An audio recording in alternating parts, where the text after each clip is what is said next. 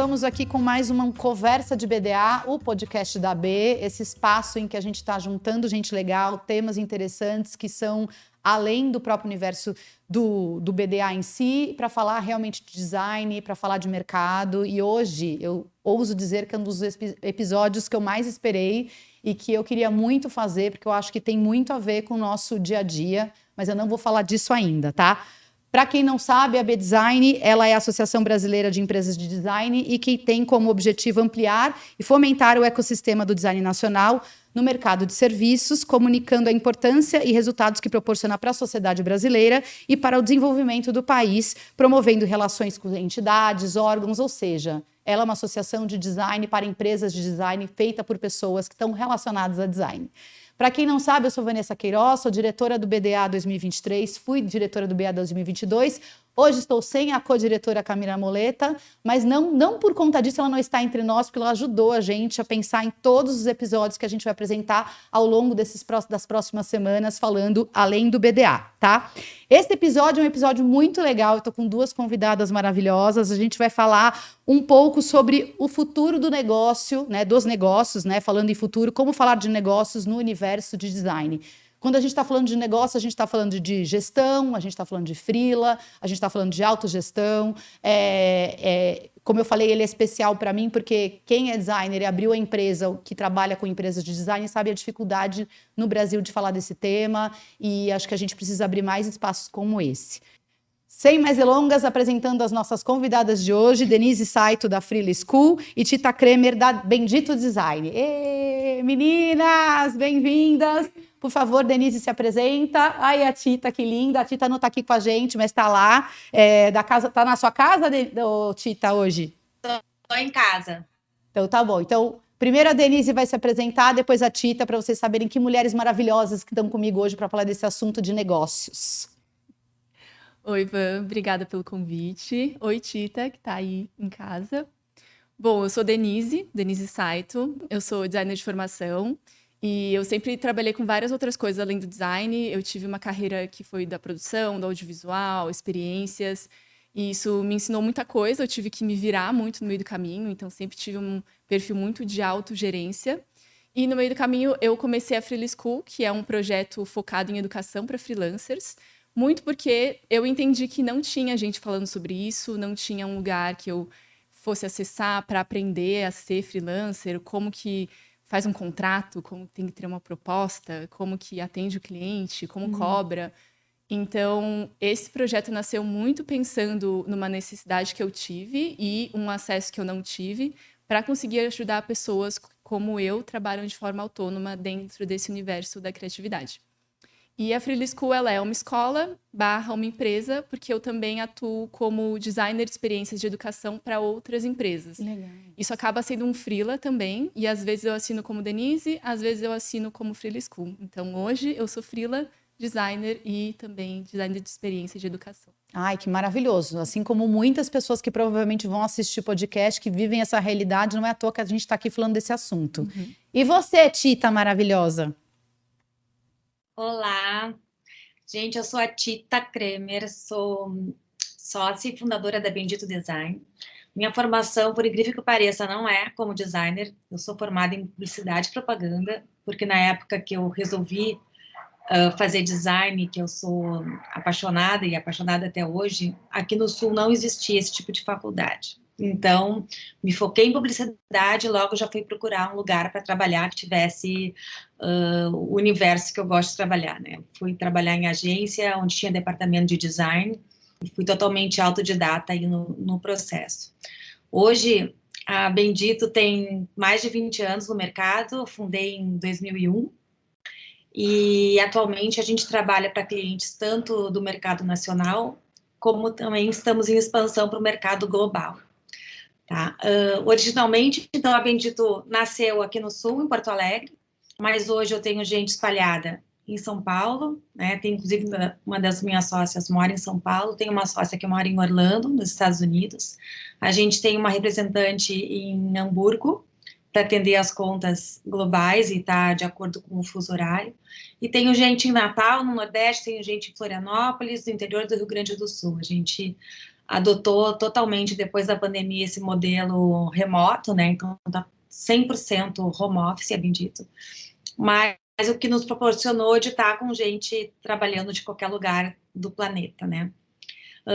Somos 4 sócias, mulheres, todas mães, e a gente aposta muito no lado humano, né? Porque a gente acredita muito que quando a gente consegue criar valor e trazer alguma conexão significativa e positiva para as pessoas dentro dos projetos, a gente vai fazer com que brilhe e encante muito mais.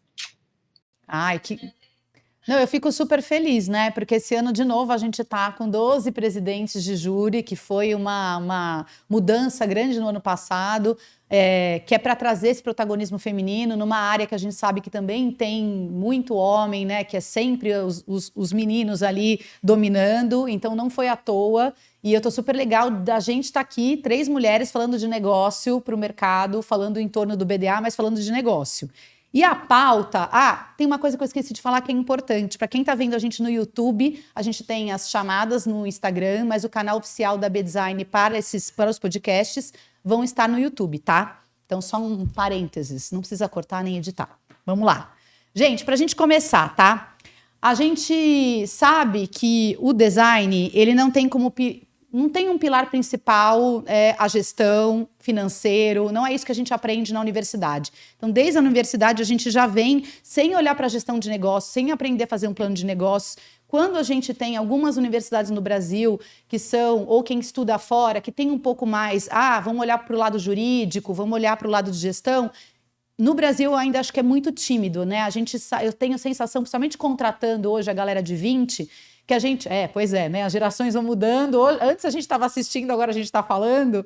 A gente vê a galera chegando muito querendo desenhar, né? Eu sempre falo para a galera, primeiro pensa, depois desenha. E a pandemia, acho legal que você falou, Tita, trouxe esse lance da autogestão. Que assim, você está trabalhando em rede, cada um na sua casa, ela foi assim, mesmo que a gente tenha milhares de ferramentas hoje para nos conectar, você tem que ter um mínimo de autogestão, e o designer sendo de humanas, né? Eu sempre brinco, gente, a gente é de humanas, é complicado a gente ter isso na cabeça, né? E a gente tem dificuldade não só com a autogestão, como pensamento focado em orçamento, pensamento focado em como apresentar para um cliente números sem sentir vergonha, como se apresentar e vender o seu trabalho, né? Eu acho que a gente estava falando um pouco antes de começar que o designer tem um pouco essa alma, às vezes, de humana, como você disse, Tita, concordo 100%, da gente olhar muito para o humano que está no centro, tanto na hora do UX, na hora de desenvolver o projeto, mas parece que a gente fica reticente, um pouco diferente do publicitário, de botar valor no nosso trabalho. É como se a gente tivesse assim, não, mas como é que eu vou colocar preço, né? Acho que não sabe nem muito, eu recebo muito essa pergunta de como você faz orçamento, de onde você parte, né? Então, eu queria entender com vocês como foi quando vocês descobriram que o que vocês mais amavam fazer precisava virar um negócio. Ou seja, eu preciso sobreviver do que eu faço e eu preciso pensar que todas essas camadas que fazem parte de gestão de uma empresa ou de autogestão como freela tinham que acontecer e vocês precisavam estudar e se debruçar.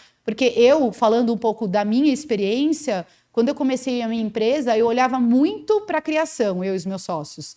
A gente olhava muito pouco para essa área de gestão e de dinheiro. E depois que a gente foi amadurecendo, a gente pensou, mas espera, a gente precisa sobreviver disso. De alguma maneira, a gente precisa lucrar, né? Então, como foi para vocês isso? Como foi, Denise? Bom, vou começar então. Eu acho que a primeira vez que eu entrei em contato com isso foi quando eu trabalhava numa empresa e comecei a fazer alguns freelas, que você é obrigado a começar a mensurar o valor do seu trabalho, a pauta, quanto tempo vai demorar, qual a equipe, quem que vai fazer o quê, separar, organizar. Mas eu acho que a gente não tem essa noção muito porque a gente está acostumado a sair da faculdade ou de um curso ou nada disso e ir para o mercado de trabalho e já entrar numa empresa onde tem a estrutura do financeiro, o administrativo, a diretoria, e você entra numa caixinha que ela é muito bem definida de criação. E você é um funcionário. Exato. Então você não tem que pensar quanto que vale aquilo, quantas horas você vai demorar, porque tem uma pessoa gerindo a sua pauta, tem uma pessoa mensurando o valor do seu trabalho. E quem define isso é essa outra equipe, né? Então, eles vão falar, você vale tanto, seu trabalho custa tanto. Então, em nenhum momento você entra em contato com isso, ninguém te ensina a mensurar isso. Aí, quando em algum momento você vai fazer um freela, ou então se vê freela e precisa fazer isso, você não sabe, porque nunca em nenhum momento te foi apresentado isso. Então, no meu caso, eu comecei a fazer alguns freelas. Quando eu tinha uns 20 anos, mais ou menos, que eu comecei a, de fato, trabalhar com design dessa forma autônoma, em paralelo ao trabalho fixo. E aí eu comecei a entender, tá, então como que eu mensuro isso? Então eu vou ter que fazer talvez um pouco mais do que só o design, vou ter que ter atendimento, vou ter que ter outras coisas. Como que isso entra também no valor? E no começo é uma grande incógnita, porque não tem uma fórmula mágica e você tem que ir descobrindo na maior parte do tempo. É um chute e vai readaptando e entendendo se funciona. Então, no começo é realmente muito difícil. E você, Tita, a Bendito já começou bem estruturada, vocês tinham um plano de negócio, vocês sabiam o que vocês queriam? Porque assim, do lado de fora, dá essa sensação, tá? Às vezes eu brinco com os meus sócios e falo assim, eu acho que só a gente começou a empresa tipo o Clube do Mickey. Eu acho que todo mundo começou, e na verdade, quando a gente vai ver, todo mundo tem uma história muito parecida no início, né? Como foi com vocês? Mas, gente, quando eu montei a Bendito, era totalmente pelo prazer de trabalhar com que é uma das coisas que eu mais amava fazer, né? Eu me despertei para esse universo aí de design, de embalagem, quando eu tinha 15 anos, foi quando eu viajei para fora do Brasil. Eu fiquei encantada com tudo que eu via, que era tão mais lindo naquela época. Isso era em 1985, né? Já faz bastante tempo. A gente não tinha abertura de mercado aqui. Então, eu fui num supermercado dos Estados Unidos e eu fiquei louca. Eu disse, meu Deus, que coisa mais linda. Eu achava linda as embalagens. Eu quero fazer isso aqui um dia, eu quero trabalhar com isso. E comecei a trabalhar em outros lugares, em outras agências, assim como a Denise comentou, né? A gente estava ali tranquilo, tinha os gestores que tinham que se preocupar com a parte de faturamento. Mas até que chegou o dia com a vontade de montar meu próprio negócio. Mas mesmo assim, também o foco era de montar um lugar especial, que a gente pudesse, que a gente adorasse o que a gente fizesse. Eu queria que as pessoas que trabalhassem comigo também adorassem, tivessem prazer de trabalhar, né? Que fosse, assim, todo esse sonho aí, Clube do Mickey, como tu colocou. Mas acontece que a gente tem que ter alguma recompensa por isso, né? A gente tem que sobreviver e viver disso e fazer valer, que o trabalho tivesse valor. Foi realmente uma conquista com o passar dos anos, a gente foi sentindo a necessidade de colocar mais profissionalismo nisso, né, de colocar, porque começou a entrar clientes maiores, começaram a entrar as negociações, começou a entrar o departamento de compras, começou a entrar uma série de outros aspectos do mundo que a gente não estava acostumado. Então, nesse processo de crescimento também, a gente viu a necessidade de se estruturar melhor com relação a isso, né? Então, hoje eu tenho um contratado, porque já que o nosso mundo, o nosso foco não é tão esse, eu tenho contratado um diretor financeiro que veio com uma visão de organizar a casa, totalmente, assim. Então, não foi tão rápido a gente conseguir estruturar isso. Antes da chegada do nosso diretor financeiro, a gente teve muitas consultorias. Tem um consultor financeiro que eu tenho um carinho muito especial, que é nosso amigo até hoje, mas que nos ajudou a estruturar. Então, eu acho assim, quando a gente não é o nosso forte, não é o nosso foco, não é a nossa maior expertise, então a gente pode procurar e se juntar e ter aí, dar a mão para quem possa e quem entenda desse assunto estar junto com a gente. Esse foi o nosso processo. Mas olha, vocês falando, sabe o que eu acho legal? Porque quando a gente conversa desse tema, a gente percebe que a dor é a mesma, né? Mas eu acho que tem uma grande diferença entre a empresa e um freela, né? Ou a gente falando dinheiro. Eu tô falando, por exemplo, que quando eu sou chamada para dar uma palestra paga, até hoje eu tremo um pouco na base. Eu falo, peraí, mas querem me pagar? Não sei quanto custa a minha hora, né? É muito engraçado isso, e eu acho que tem uma relação do brasileiro com o dinheiro que a gente não tem educação financeira na escola. A gente não tem, né? Tirando as famílias que têm esse costume, que infelizmente pela desigualdade social é a minoria das famílias brasileiras, não se fala de economia doméstica, não se fala disso. Então, quando você vai para o mercado de trabalho, você vai com essa cabeça de funcionário. Então, vai ter alguém para fazer que não seja eu. Mas com toda essa revolução da pandemia, com as ferramentas que tem hoje, qual que você acha, Denise, que seria o primeiro passo para quem fala, olha, eu vou, sei lá, vou ter o meu emprego, mas eu quero freelar. O que você faria? A Denise de hoje falaria para a Denise do passado. Não faça essa cagada, comece por aqui. Por que caminho você iria? Nossa, difícil, hein? Acho que uma das primeiras coisas, com certeza, é a parte da administração financeira, porque a gente está muito acostumado a sempre ter uma pessoa administrando, como eu falei, mas também a parte de gestão do nosso dia a dia, né? Como que você organiza suas finanças na sua vida e como que você também separa, se for preciso e necessário, né? Então, essa aqui é a minha entrada do meu freela, essa aqui é a minha entrada do meu fixo. isso vai ser totalmente junto, eu vou separar, isso aqui vai ter, o que está entrando extra vai ter um objetivo, ou eu só vou guardar, ou eu vou gastar tudo. Então, ter um pouco mais de noção de como você vai organizar aquilo e começar também a entender qual que é o papel do freela na sua vida. Tipo, tá, eu tô fazendo isso aqui porque eu quero me desenvolver em alguma coisa específica, eu quero focar numa área que eu não faço no trabalho.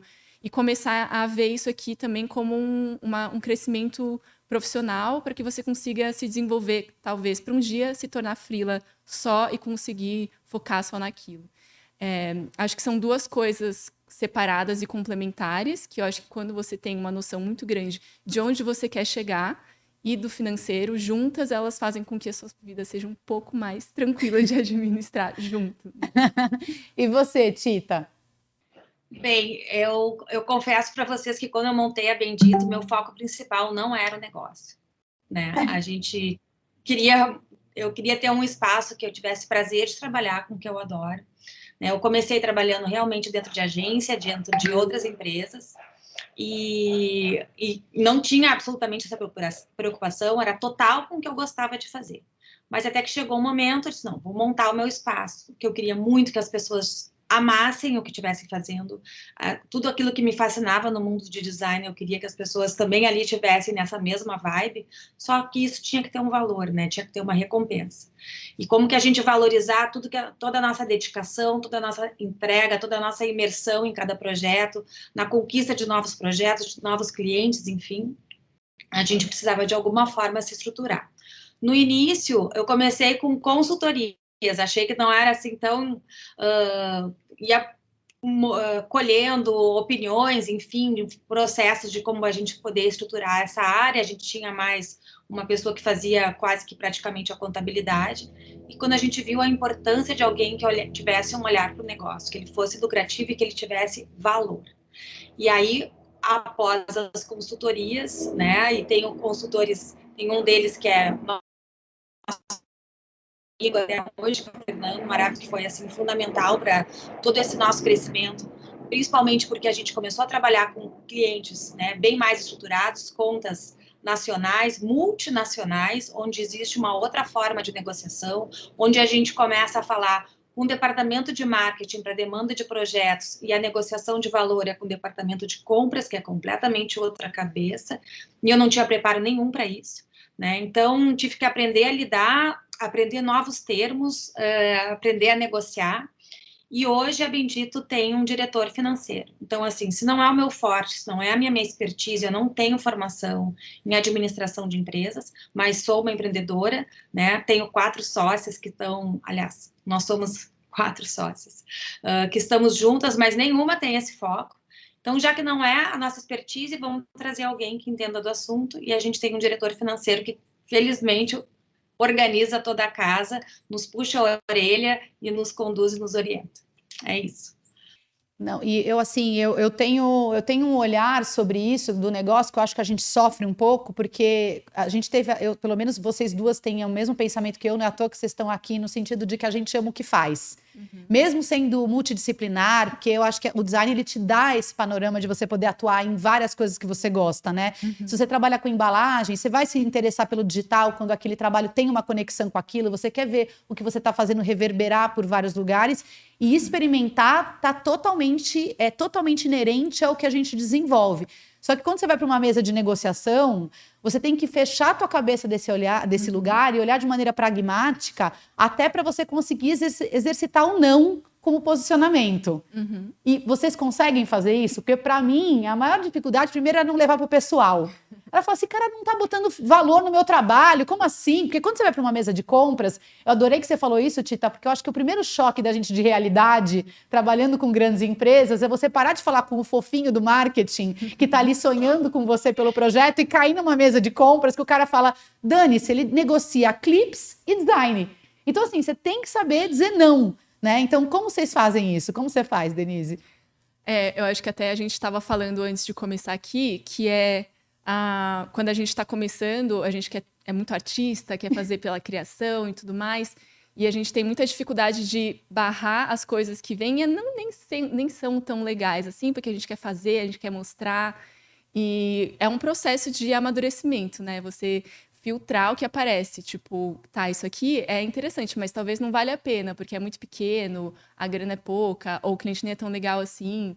E esse processo de conseguir começar a falar não e começar a selecionar os trabalhos que você vai fazer é um passo muito grande para a jornada de um criativo, um freela, talvez um empreendedor também, quando precisa começar a selecionar os clientes que vão fazer sentido dentro da empresa. Talvez seja um dos trabalhos mais difíceis, assim, quando você é freela, porque falar um não é deixar de ganhar dinheiro, é deixar de, né, faturar, enfim.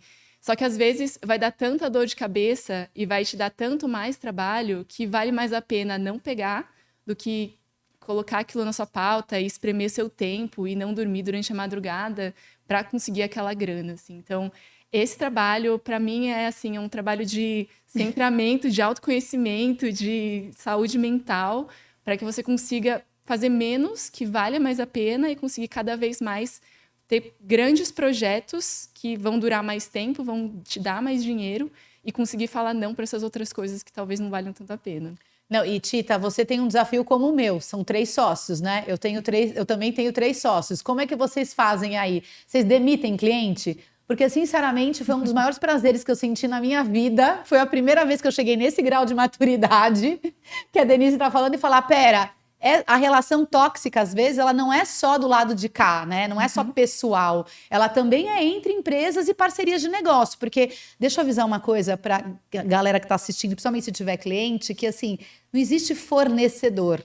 Existe, acho que quando a gente fala de parceria, é isso, né? Um projeto de design, principalmente, ele é a 4 mãos. Você não entrega, né? Não é uma coisa assim, não é um commodity, né? Existe pensamento, existe muita coisa atrás. Como é que vocês fazem aí? Ou para dizer não, ou para negociar, ou para falar, puta, chegamos no nosso limite. A partir daqui a gente não vai. Sim. Olha, eu acho que foi um processo, imagina, a Bendito tem 20 anos, né? Então, comecei super pequenininha lá, num constante aprendizado, e o aprendizado é constante até hoje. Vai acontecendo, de certa forma, uma seleção natural. E dos clientes que vêm, que não, né, naturalmente a gente não consegue atender tão bem, melhor, e nem eles conseguem valorizar o nosso trabalho, mas já aconteceu, sim. Fui eu mesma que tive que, entre aspas, demitir um cliente. Era um absurdo, não vou dar nome aqui, mas o cara nos espremia assim como um limão, era assim surreal. Acho que até meio que doentia a coisa de tamanha negociação, e não vale a pena, porque aí vira um estresse. Todo o prazer que a gente tem, todo o brilho que a gente quer colocar, já vai para um outro lado que não vale, tanto por uma negociação em termos de valor, quanto com relação a prazo, tá? Porque também é outro ponto que a gente tenta ao máximo conseguir se organizar para que a gente tenha uma relação saudável com os nossos projetos também, porque não adianta o que eu vivia antes. Eu trabalhei muito dentro de departamento de design, dentro de agência de propaganda, e era completamente uma outra cabeça, era completamente estrangulado o prazo, a gente não conseguia entregar com qualidade, não conseguia fazer uma imersão, e eu acho que hoje uma grande conquista é a gente poder mostrar o nosso processo e a importância que tem essas etapas de aprofundamento para a gente fazer uma boa entrega. Eu acho que é uma conquista, né, a gente conseguir levar isso para o cliente, que ele entenda o processo, né? E aí é um processo, ele vai entendendo a entrega, o quanto a entrega fica melhor com um prazo maior, o quanto que ele vai receber melhor e o quanto ele pode se organizar com antecedência na demanda que ele tem necessidade para que tenha esse prazo que seja coerente com o que a gente vai entregar. Então, é um processo que eu acho que faz parte de um amadurecimento mesmo, né? Até o próprio fato da gente ter hoje um diretor financeiro, de poder negociar, mas a gente conseguir fazer essa seleção e estar com clientes que realmente valorizam e que dão valor ao que a gente está entregando. E eu acho que a nossa área, ela bebe muito do mercado da publicidade, né? O Brasil, ele é referência de publicidade, ele vem muito da publicidade, e a questão de prazo, como você disse, né? A dinâmica é completamente diferente de um escritório de design, né? De uma agência de design, mesmo que ela tenha incubado a comunicação dentro. Então, a gente também, eu acho que veio no movimento que é tentar mostrar para o mercado que as dinâmicas são diferentes, que a gente não precisa varar madrugada e achar demais comer pizza, que a gente precisa ter vida social, afinal de contas, a vida social, a vida que a gente tem fora do trabalho, ela ajuda a gente no repertório, ela ajuda a gente a construir tudo que a gente acaba entregando ali como design, e talvez a gente consiga influenciar a própria publicidade a mudar, e eu acho que já está, porque as novas gerações já imaginam o mercado de outra maneira. E até puxando esse gancho, você falou sobre internacionalização, eu até queria ouvir também da Denise isso, porque a gente tem muito diferente a relação do mercado, né, com os clientes aqui, nós designers, escritórios e agências e freelas, com o mercado brasileiro e para fora. E com a história da pandemia, a globalização, o meu escritório também sofreu, e você também deve ter alunos de todos os lugares do Brasil, eu também estou com gente de todos os lugares, o que eu acho, inclusive, maravilhoso, inclusive fora do Brasil, que faz com que a gente tenha não só uma dinâmica, mas olhares muito diferentes sobre o trabalho. O que vocês acham que, com esse avanço de tecnologia, com a história, porque todo mundo foi obrigado a se digitalizar durante a pandemia, porque a gente não tinha saída, né? Ou mandava pombo correio, sinal de fumaça, porque não tinha outro jeito a não ser tela e Slack, enfim, quantas ferramentas a gente tem. O que vocês acham fundamental para esse profissional hoje, ou o gestor de negócio está olhando para o futuro, como modelo de negócio para daqui para frente, entendeu? Eu acho que barreiras vocês acham que a gente quebrou com a pandemia que a gente deve manter e que coisas vocês acham que não, isso foi para a pandemia e não funciona mais, principalmente olhando para o mercado de fora, né? Quer começar, Tita? Posso falar. Bom, foi um dos pontos positivos da pandemia, foi realmente a gente cruzar essas fronteiras, a gente não precisar perder o tempo de deslocamento para poder fazer uma reunião, né? Hoje em dia, a gente só num clique aqui, a gente está numa reunião em diferentes partes do Brasil, até nossos clientes aqui do Rio Grande do Sul mesmo estão em outras cidades. Então, e está atravessando um oceano, né? Então, num clique a gente está falando inglês, ou está falando espanhol, enfim. Então, essa é uma das vantagens, porque não precisa despender um custo e nem perder esse tempo todo para o deslocamento. Com essa facilidade, a gente começou a ter uma demanda maior, que a gente fica super contente, que, lógico, a demanda maior exige também um envolvimento diferente, até para se aprofundar em diferentes culturas, né, em outros universos, então o envolvimento é maior, tem um valor maior, mas o fato de trabalhar com marcas globais, a gente, né, abre para dentro dessa prospecção natural, né? Aconteceu muito de estar acontecendo indicações naturalmente dentro do próprio cliente. A gente trabalha para a Danone global e para a Unilever global, onde tem várias marcas e estão espalhados em vários países. E aí, de um projeto que teve um saldo positivo para um, acaba indicando para outro. Isso é super legal. Mas o que tem de desafio ao mesmo tempo com isso? Né? A gente tem essa equipe que está espalhada, que está 100% online. A gente faz movimentos de encontro presencial, porque a gente tem muita saudade de verdade. Nosso último movimento foi de reunir toda a equipe aqui no Rio Grande do Sul, aqui em Porto Alegre. A gente fez uma festa junina e também com um processo também de integração nosso, que foi super bacana. Assim, os abraços eram longos, sabe? A gente se vê o dia inteiro na tela e quando a gente se via, assim, meu Deus, né? Era uma coisa muito boa. A gente sente falta disso naturalmente, mas hoje eu acho que é um caminho sem volta, até porque quando a Bendito decidiu fechar as portas, teve gente que realmente, as pessoas que hoje estão em Florianópolis não foram, que eu não contratei porque estavam lá, são gaúchos que resolveram morar em Floripa por questão de qualidade de vida. Tem um que é surfista, que gosta de pegar onda de manhã cedo, volta para trabalhar, então cada um foi se reorganizando e a gente, conforme pode, reúne as pessoas. Mas o que tem de desafio? Essa tolerância ao estresse, que é um outro tipo de estresse que a gente tem de estar o dia inteiro olhando para uma tela. Né? Os olhos, como é que ficam, a nossa postura, como é que fica, ou a gente encadear uma reunião da outra, né, e não ter aqueles 5 minutinhos de respiro. Então, a gente ter resiliência para estar lidando com todas essas novas demandas, a gente conseguir ter mais flexibilidade dentro desses horários, dentro da nossa própria comunicação enquanto equipe.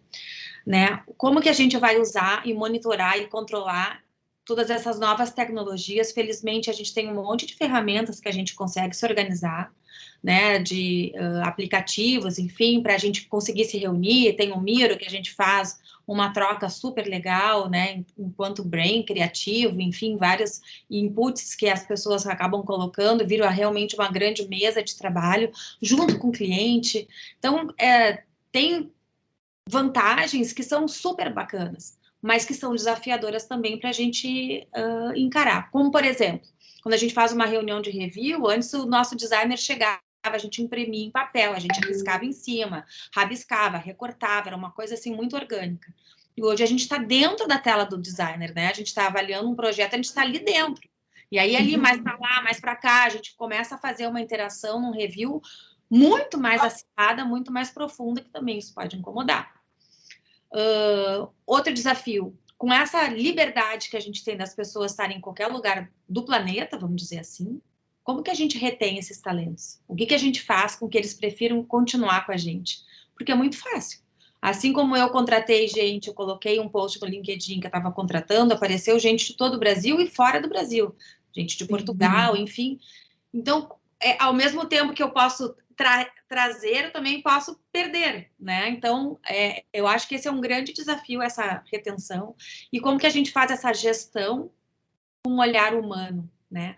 Como que eu consigo captar ali, naquele olhar, através da tela, como é que eu consigo captar através de uma respiração, de que a coisa não tá legal, que a pessoa não tá bem, e que antes que eu encontrava no corredor ou na porta ali da entrada do cafezinho, a gente já conseguia chamar para um cantinho, dar um oi, ou ouvir um momento que hoje fica...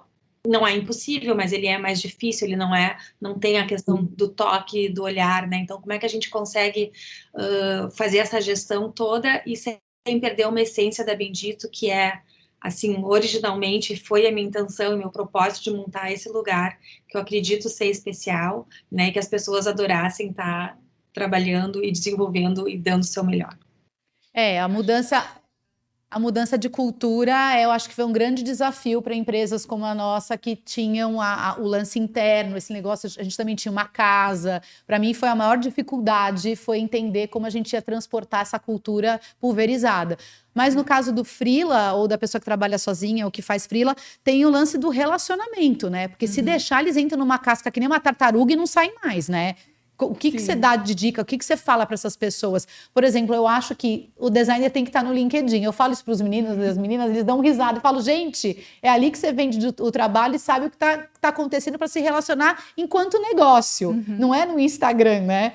O que você acha?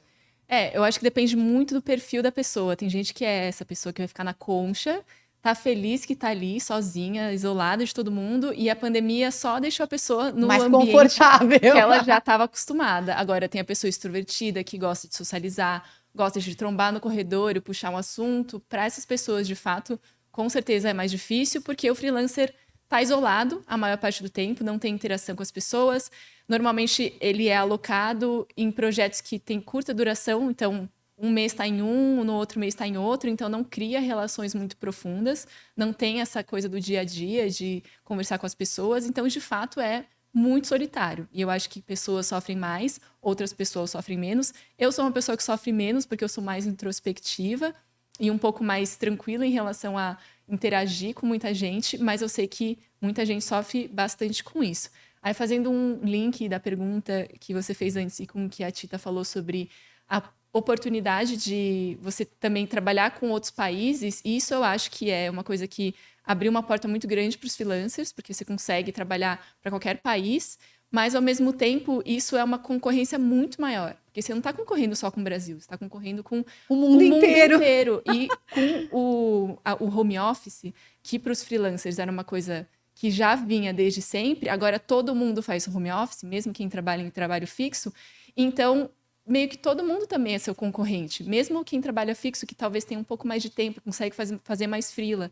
Então isso traz muitas coisas boas e muitas coisas ruins também. E essas pessoas que foram demitidas e não conseguiram se recolocar no mercado, viraram freelas porque precisaram, elas também vão virar seus, entre aspas, né, concorrentes, porque vocês estão disputando pelo mesmo trabalho e são pessoas que também têm as mesmas dificuldades que você e também estão lutando pelas mesmas coisas. Então, resumo, Foi muito bom por algumas coisas, mas na maior parte do tempo acredito que é um grande desafio, ainda tem muita coisa para aprender no meio do caminho. Não, e teve toda a gente teve uma reinvenção mesmo, meio que nessa década, no modelo de trabalho da gente, né? Então, assim, na nossa área sempre teve o lance do PJ, do CLT, e assim, a pandemia trouxe que você pode ser PJ fixo num trabalho, mas você pode ter os seus trabalhos também, né? Você pode ter as suas escolhas. Então, a gestão de tempo, como você disse, é super importante para você não deixar todos os pratinhos caírem e também não entrar naquele vórtex de ficar varando noite trabalhando, que daí a qualidade do trabalho vai cair e você nem consegue se autossustentar, nem consegue manter o trabalho ou com freela no fixo, né? É muito complicado. Mas assim, o mercado design ele está avançando, impactos tecnológicos. O nosso tema esse ano não é à toa como tempo futuro, porque a gente está olhando para a inteligência artificial, a gente está olhando para essas ferramentas. O que vocês acham que seria essencial para a nossa área, para o designer ou para as agências, olhando para o futuro, dela manter? Se você falasse assim, durante todo esse histórico, o que virou a coisa mais importante, olhando para frente, pode ser tecnologia, pode ser cultura, o que você enxerga nas relações que tem que ser daqui para lá? Tem um meme que compartilharam ultimamente que falava assim: para uma inteligência artificial substituir a gente, o cliente vai ter que saber definir muito bem o que ele quer e descrever muito bem o briefing. Estamos seguros. Do tipo, ele não vai conseguir ser certeiro no briefing, explicar o que ele quer, passar de uma forma muito clara para a inteligência artificial dar exatamente o que ele precisa. Porque isso também é o trabalho do designer. Que é investigar. Exatamente. Muito mais do que sentar ali e desenhar, é entender a cabeça do cliente. O que ele quis dizer com não gostei ou não ficou legal. É essa interpretação que só um humano consegue fazer, que é a conversa, é a investigação, a pesquisa. Então, esse lado eu acho que a inteligência artificial nunca vai conseguir chegar. Talvez uma questão mais técnica, uma coisa muito pontual, talvez consiga, mas tem muita coisa que só um humano vai conseguir fazer, porque a sensibilidade, é um olhar, é uma coisa... repertório. Exatamente. Então, assim, tem muita coisa que a gente tem que tomar cuidado e olhar com cuidado, né, com atenção, mas outras coisas, saber que a gente faz porque a gente é humano e a gente tem esse olhar, e olhar muito com cuidado para isso e atenção de saber, tipo, então é isso aqui que eu tenho realmente que me importar, porque isso é o que a tecnologia nunca vai conseguir fazer. E você, Tita? Não, com certeza, faço das palavras da Denise as minhas, porque eu acho que a inteligência artificial nunca vai substituir essa sensibilidade humana que a gente tem, e além disso, ela não tem senso crítico.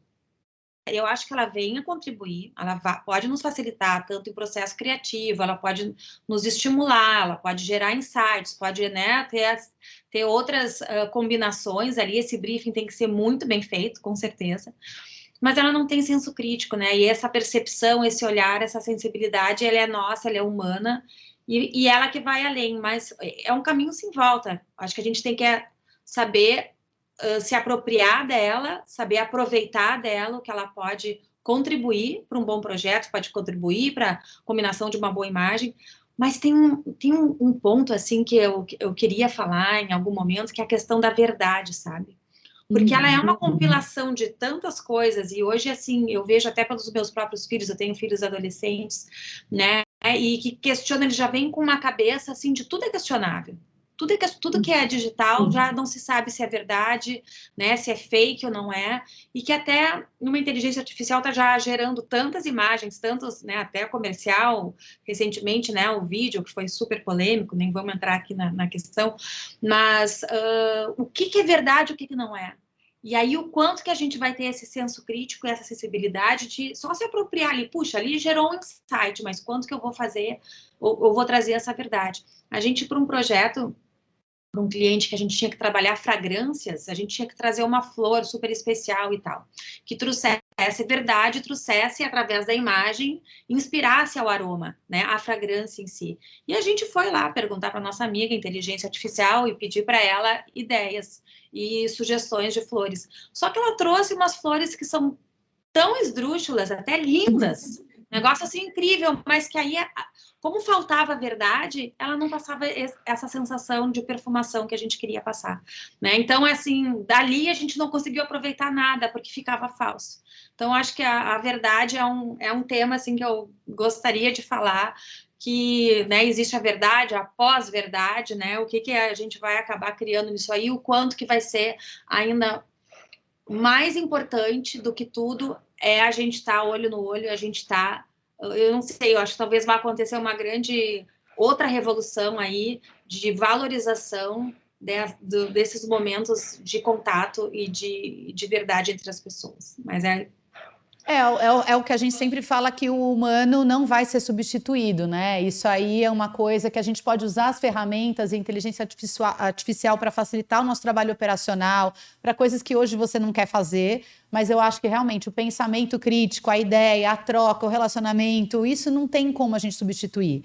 Mas olhando para esse tempo futuro, e se a gente estivesse falando para uma galera que está entrando no mercado agora, ou está inscrevendo o seu primeiro projeto num prêmio, ou que está no início, que não tem esse histórico e essa bagagem, que também é outra coisa que nada substitui, que é a maturidade. Então, primeiro assim, tenham calma. Acho que eu falaria isso. O que vocês dariam de dica, olhando para o mundo, passando por uma pandemia?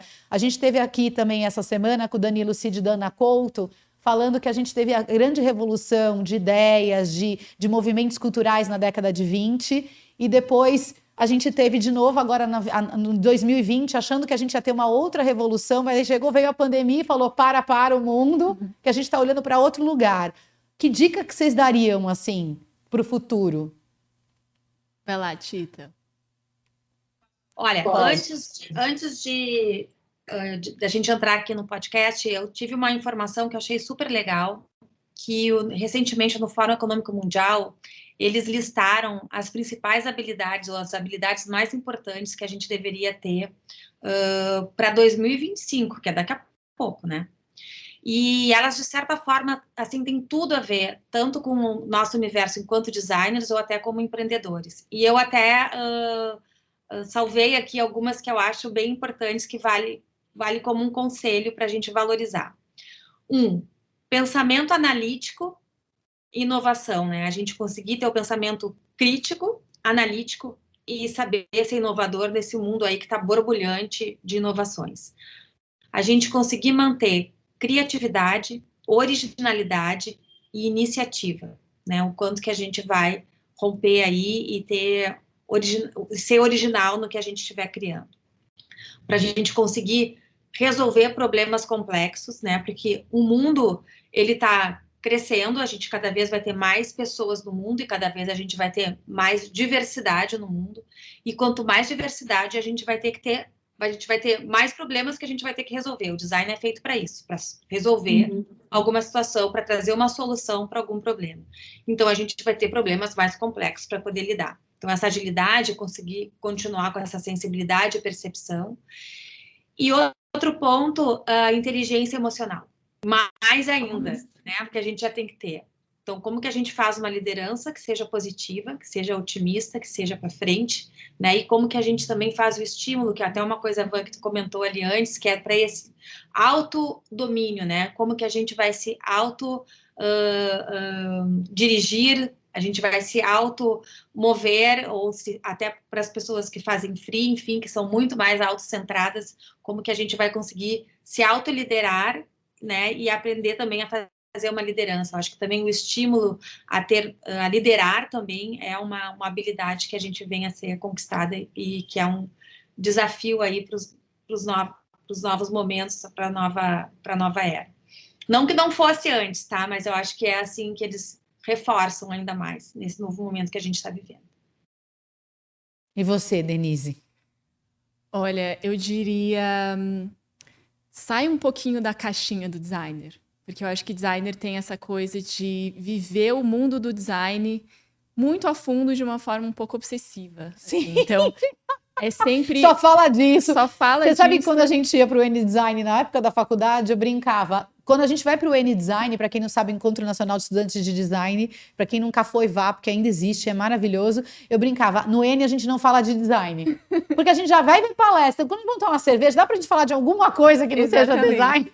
Só anda com designer, só fala de design, só fala da Mas referência. total, falando até com o que você está falando, tem a ver com o que a Tita comentou, que é você buscar coisas de fora para se complementar. Exatamente. Continue. Porque você fica ali naquela retroalimentação Total. egoística do design e não se alimenta de outras coisas. Então, um filme, uma série, uma música, um livro, um podcast, um sociólogo, tudo isso pode ser rico para o seu processo como designer. E se você ficar sempre olhando o mesmo Pinterest, o mesmo site, o mesmo não sei o quê, você nunca vai conseguir abranger coisas diferentes e expandir o seu pensamento. E criar repertório, né? Exatamente. Então, tudo pode ser uma influência, tudo pode ser uma inspiração, tudo vai te trazer uma ideia diferente. E quanto mais você conseguir expandir isso, eu acho que mais rico vai ficar seu processo criativo e mais interessante vai ficar seu trabalho. E você vai conseguir chegar em lugares diferentes e mais interessantes. Então, eu diria isso. Para de olhar um pouquinho para a caixinha do design e abre um pouquinho a cabecinha para coisas novas e diferentes. E eu acho que, assim, para a gente fechar, que a gente está encerrando,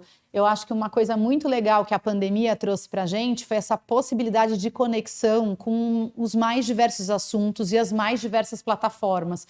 Então, diferente de quem, como a gente, por exemplo, que abriu empresa em 2003, que você tinha o e-mail como formato de comunicação, você usava o MSN, o Messenger, o ICQ, o Orkut. Hoje a gente tem 1 milhão de plataformas de cursos online como o seu, que você tem acesso, que você, eu preciso fazer um orçamento, você tem aonde buscar de maneira mais clara, você consegue, tem um monte de designer que se deparou com esse problema hoje e consegue ajudar. Tem as consultorias, como a Tita falou, que eu também tive já 4 consultorias pelo escritório, porque é isso. Você tem dificuldade em algo, ninguém falou que você tem que resolver sozinho, né? Procure ajuda, procure pelos caminhos, pelas pessoas. Inclusive, a gente vai colocar os contatos de vocês aqui no podcast, para que se alguém tiver dúvida, quiser trocar uma ideia, eu acho que a gente fortalece a área, tanto o BDA quanto a B-Design e associações como a ADG, funcionam para isso, para a gente estar junto, porque as dores, é incrível. Eu me vi na fala de vocês duas o tempo inteiro. Até difícil para mim ficar quieta, porque eu fico assim, eu também senti isso, meu Deus, comigo foi igual. Porque todo mundo, se você for ver, sofre as mesmas coisas quando está começando, as mesmas inseguranças. E gestão, falar de dinheiro, a gente ainda vive num mundo capitalista. Não tem jeito, a gente vai precisar sobreviver do que a gente faz. Eu dava uma aula, inclusive, que chamava Seja Seu Próprio Agente, na época da Ideia Fixa, que era a minha empresa, porque foi a dor que eu senti quando eu tive que começar a dar palestra, ou fazer coisa, eu falava assim, gente, eu não sei cobrar. Então, assim, eu acho que isso é um caminho natural. Então, eu queria agradecer muito o conhecimento de vocês, essa generosidade de vocês conversarem com a gente e contarem um pouco da experiência de vocês. Eu realmente acho que pontes, conexões e relacionamentos constroem, né, no nosso mercado. Então, meninas, muito obrigada. Se vocês quiserem se despedir, falarem as últimas palavras, o microfone está aberto. Bom, agradecer também. Obrigada pelo convite, foi um prazer. Sempre bom conversar com pessoas do design ou não do design também, para falar sobre mercado, futuro. Então, foi muito bom. Obrigada. Não, eu totalmente queria agradecer. Eu acho que a troca é sempre positiva, né? Ainda mais com um mundo que está cada vez mais tão complexo, que se a gente não puder trocar e fortalecer esse lado humano, né? Que a gente é frágil, que a gente é capaz de errar, e que a gente pode cair, levantar, olhar de uma outra forma, ir adiante por ali ou por aqui. Se a gente não trocar, essas experiências elas só vêm a contribuir.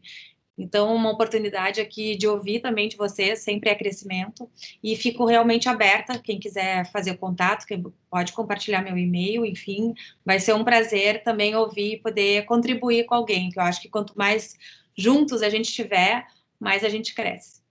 Com certeza. Então, olha, eu queria agradecer quem ficou com a gente até o final, com esse show de conhecimento, tanto na plataforma do Instagram, quanto no YouTube. É um canal aberto, quem tiver sugestões, quem quiser fazer críticas, não, crítica não pode.